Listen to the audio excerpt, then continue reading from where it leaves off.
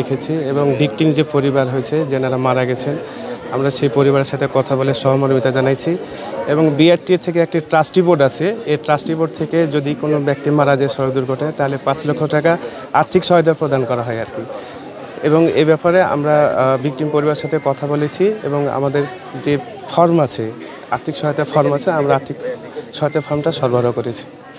একজনের জন্য 5 লক্ষ টাকা, একজনের জন্য 5 লক্ষ টাকা। তোমরা 7 জনে আবেদন করবে এবং আইনের ভিতর থেকে যতটুকু সহায়তা করা আমরা সেভাবে তাদেরকে সহায়তা করবো আর কি।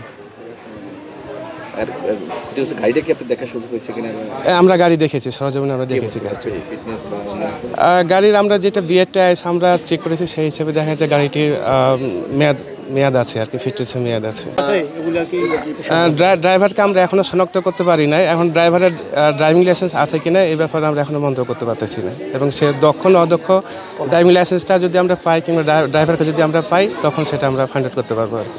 এমনিতে নিহত পরিবারের জন্য বিআরটি এর মানে কি নির্দেশনার জন্য বিআরটি একটা ট্রাস্টি বোর্ড আছে, সেই ট্রাস্টি বোর্ড থেকে যদি কোনো ব্যক্তি মারা যায় সড়ক দুর্ঘটনায় তাহলে 5 লক্ষ টাকা করে আর্থিক সহায়তা দেওয়া হয় প্রতিজনকে। হ্যাঁ, এটা যদি ভিকটিম পরিবার আবেদন করে তাহলে আবেদন আমরা যাচাই বাছাই করে আমাদের একটা কমিটি আছে, কমিটির মাধ্যমে আমরা এটা সুপারিশ করে থাকি। আমাদের কর্তৃপক্ষ এটা অনুমোদন করে দিলে তাদেরকে জেলা প্রশাসক মহোদয়ের মাধ্যমে চেক হস্তান্তর করা হয়।